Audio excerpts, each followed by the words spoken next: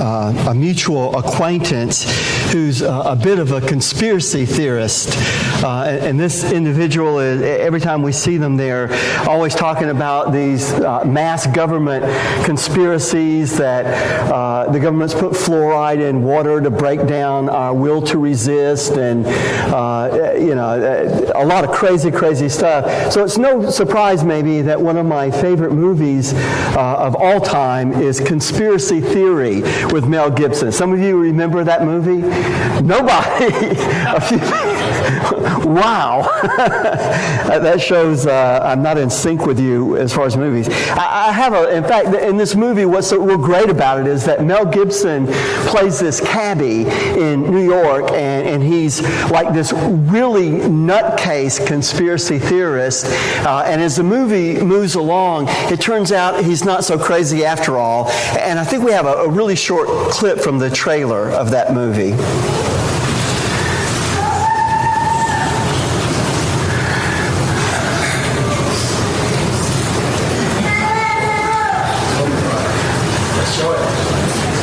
Or maybe not. It must be a conspiracy. There is. Back in our booth, that's what it is.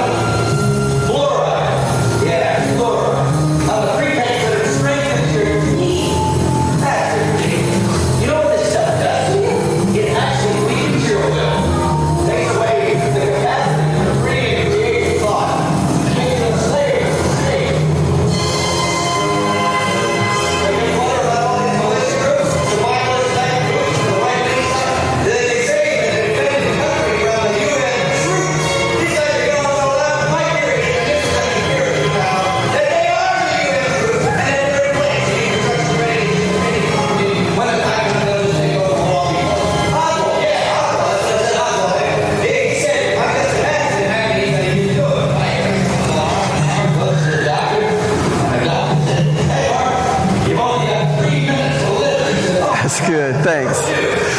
Well, you get the idea. Mel Gibson is a nutcase. In fact, I was laughing because I've heard some of that same thing from this acquaintance of my wife's and myself.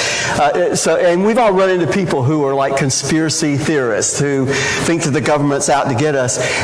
And I like that film clip because I got to thinking about the resurrection. Last week we celebrated the resurrection, and there were tons of conspiracy theories surrounding the resurrection of Jesus. We talked about some of them last week.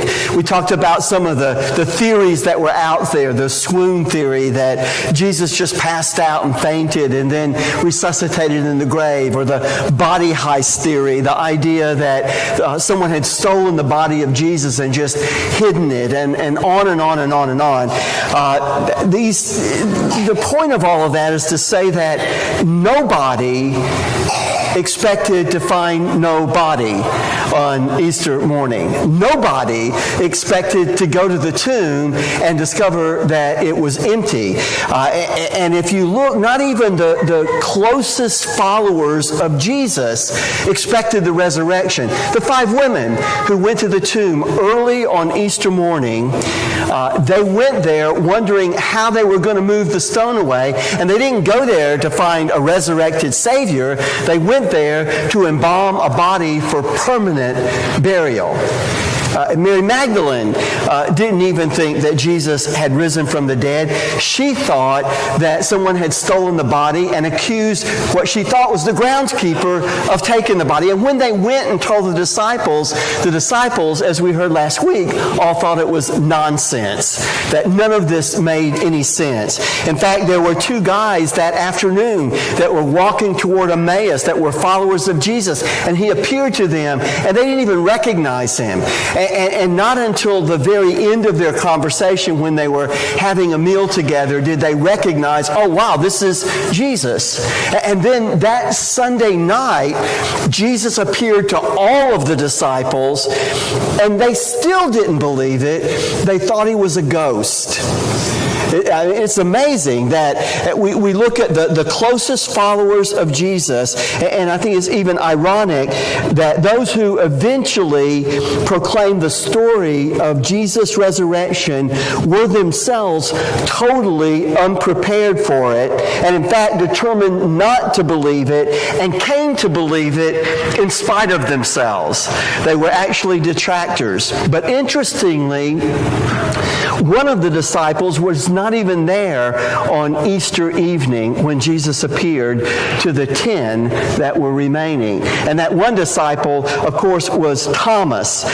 Thomas, it seems, was so overcome with pain and disappointment about the loss of Jesus that he had abandoned the other disciples and went out on his own. And he was gone for a week. He didn't show up. He didn't hang out with them. He didn't go and gather with them and discuss their feelings. None of that happened. Thomas was just gone. Now, I ask you a question. Do you think it's a coincidence in our gospel reading this morning that Thomas was not there when Jesus appeared the first time to disciples and kind of laid out his game plan for them? Was it just an act of fate that Thomas had to be told the message secondhand? I don't think so. In fact, I don't believe much in coincidences. I believe in God incidences, that there is providence that surrounds this, that there was a plan and a purpose behind all of this. This is carefully included in John's Gospel because I think that there's an important lesson for us from the fact that Thomas wasn't there and the reality of Thomas' skepticism. I think that there is an enormous amount of things that we can learn from this. Thomas' skepticism was the product of, as I said, pain and personal disappointment, and it was something that was beyond what the other disciples were experiencing. And that may sound strange because Thomas isn't mentioned very often. When he is, it's just in sort of a fleeting question. And each time we see Thomas speak up, he's actually very courageous. When Jesus told him that he was going to Jerusalem to die, or going to Lazarus' home to die, then Thomas said, well, then we'll go with you and die. We're ready to do that. Thomas was always very bold, very brave, very courageous. But for some reason, this has affected Thomas more deeply than the other disciples.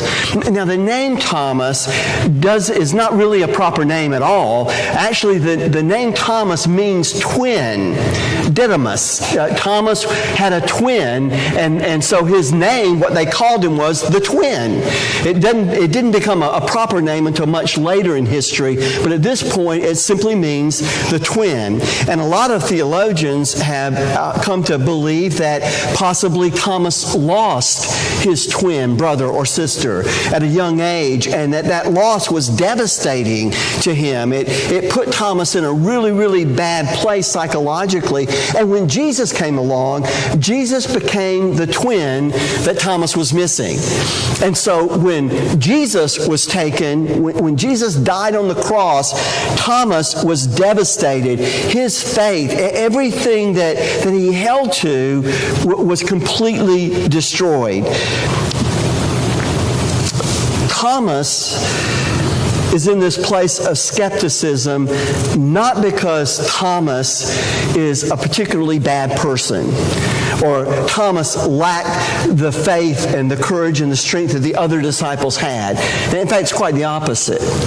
Thomas is in this place of skepticism because in his life he has experienced pain and suffering and loss in a way that's caused him to be incredibly skeptical. And And my guess is that many of you, maybe most of you here this morning, can relate to being in a place of disillusionment and discouragement.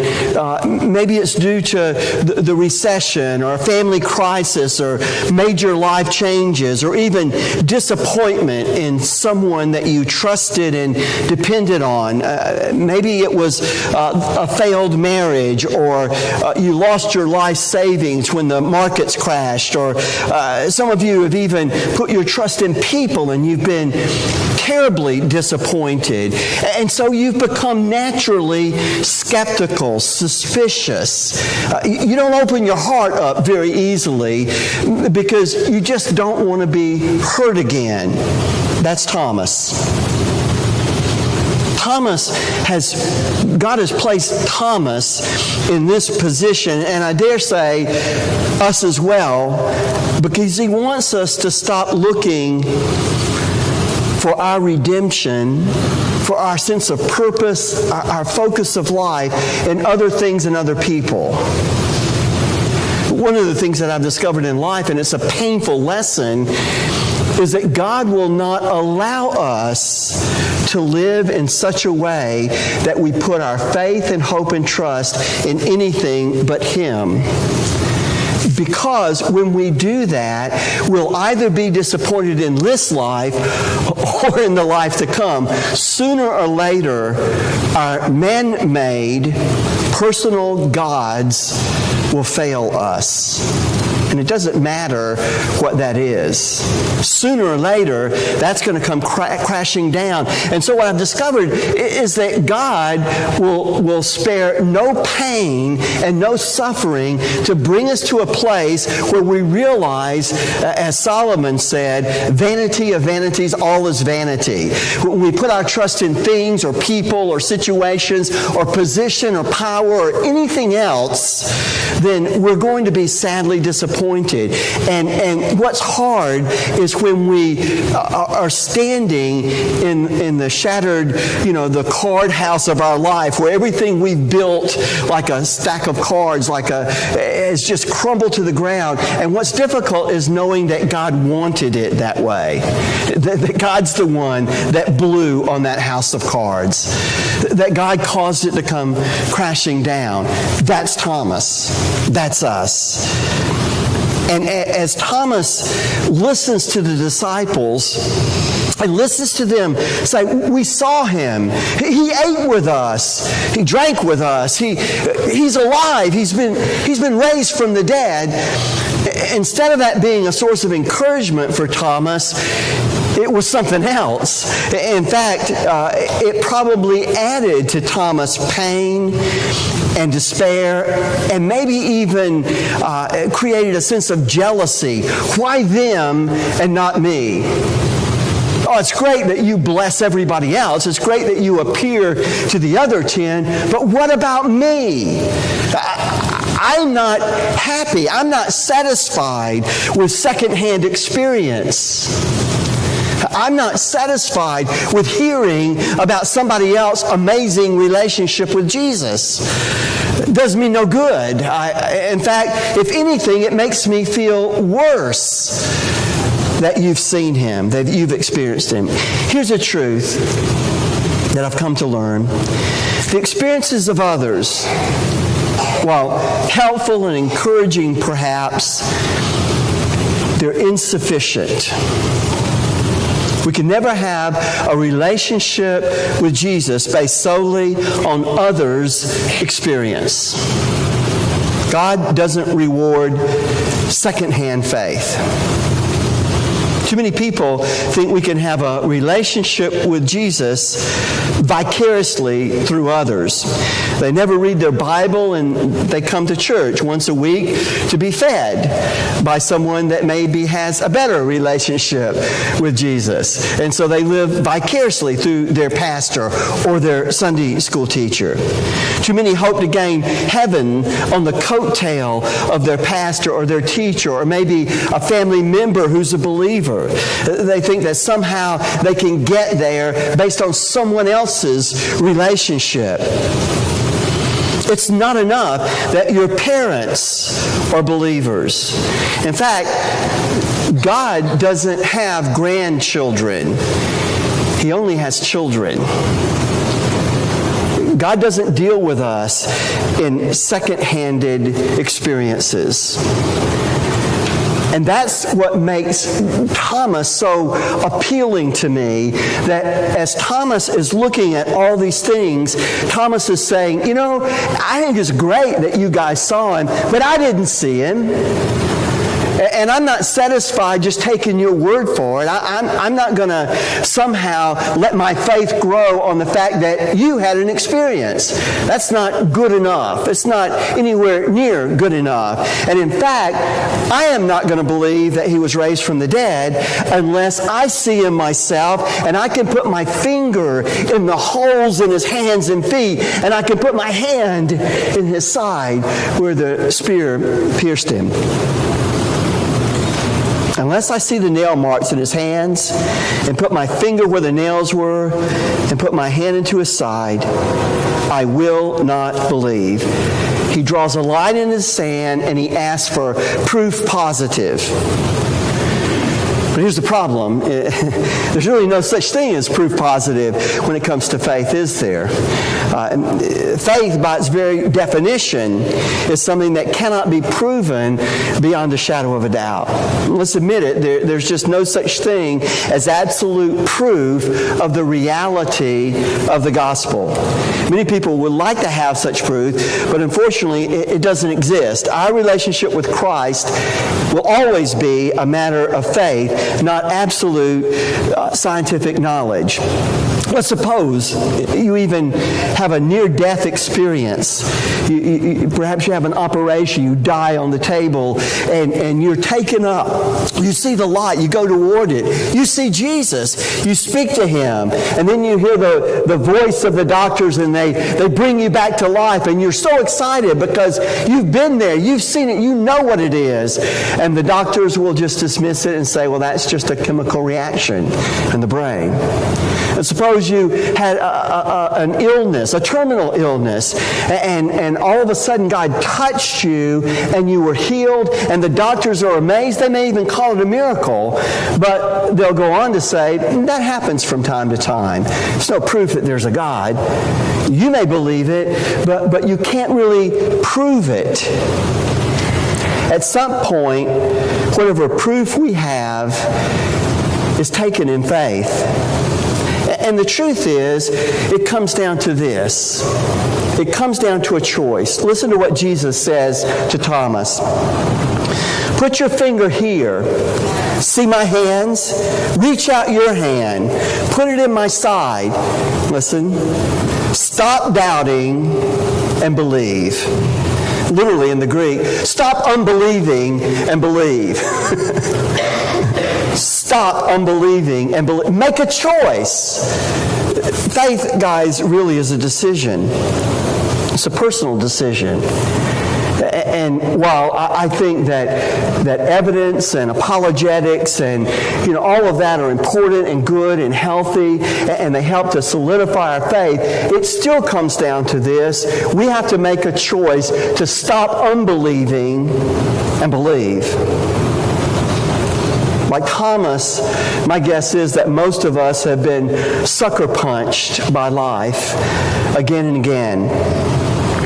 Pain, disappointment, frustration, our dreams die, our hopes shrivel. We find ourselves in a place of skepticism.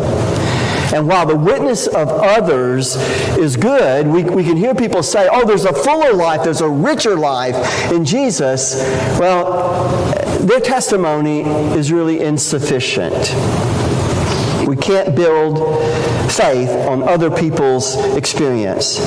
But even when we realize the experience of others is insufficient, we also realize that there will never be such a thing as proof positive. We can make the demand, show me and I'll believe, but God's response is always believe and I'll show you.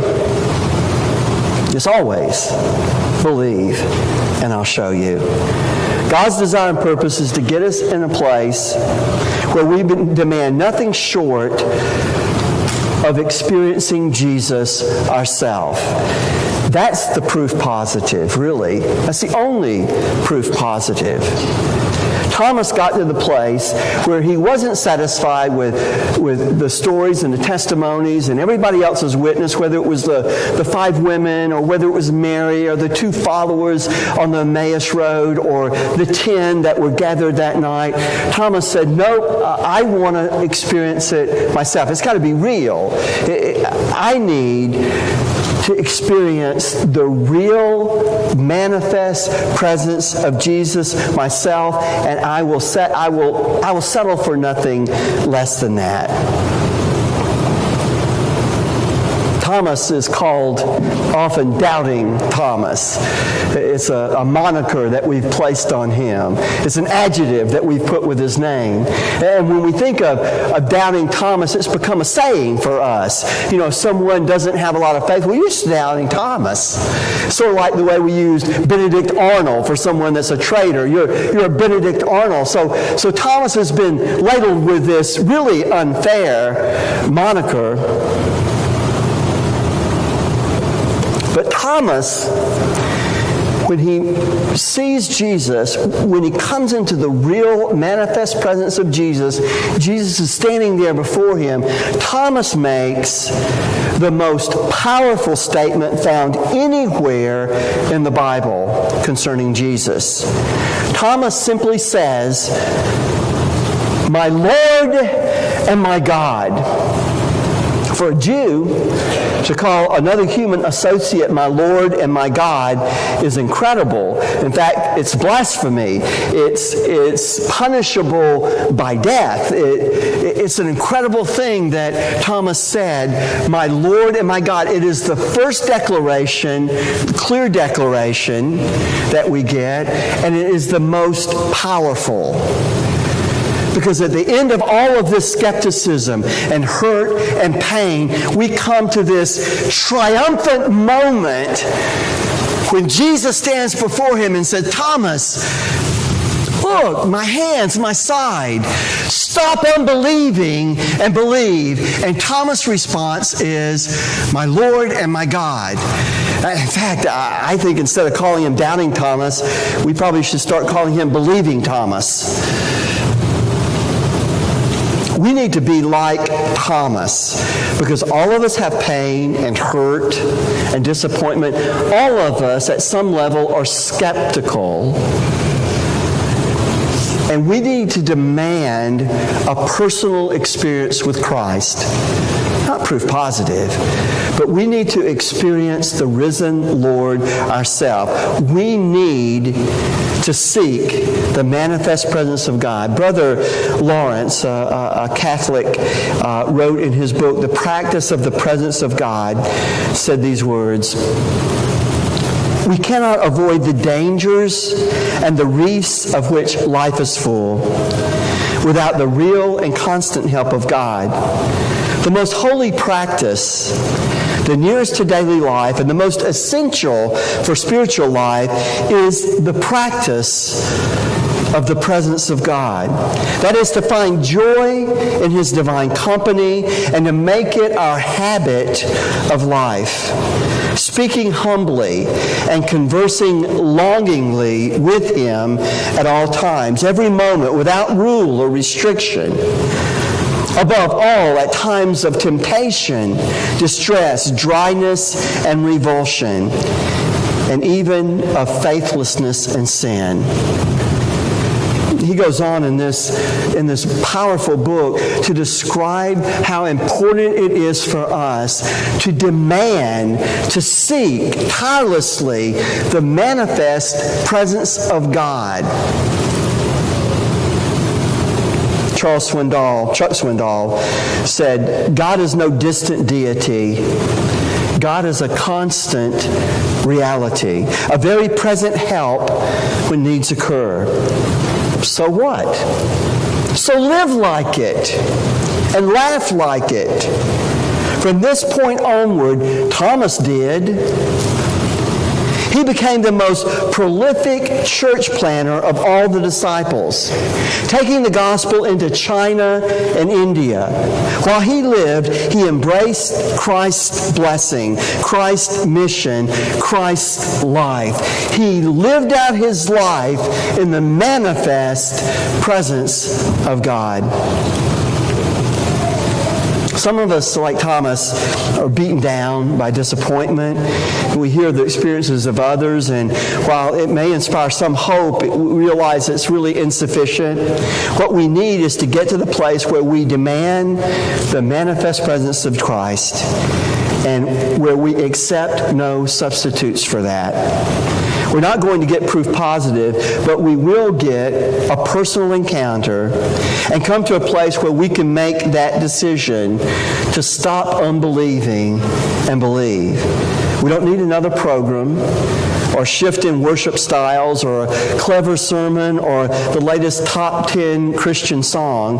We need to be where Thomas is and was. We need to be desperate for the very presence of Christ. We need to demand his very real manifest presence, not only in our life, but in our church and in our worship, in our families, in our work. We need to not accept substitutes. Now, all of this message that I believe God has for us this morning is important, but it's not meant to be just a church thing. I believe that what God is calling us to is to live a life in the manifest presence of Jesus. Day in, day out, moment by moment.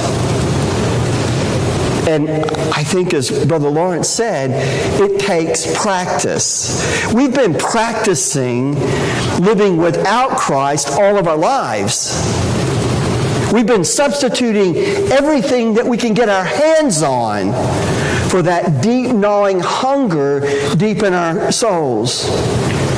We've tried everything else. And we've built in our lives these deep ruts to those things that can't really fill us, can't really satisfy us. I believe the message for us this morning is that we need to begin in our lives to practice the real presence of Christ and to stop unbelieving and believe. Let's stand together.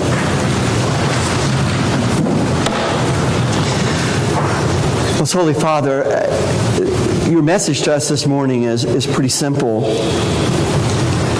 and yet it's amazingly profound.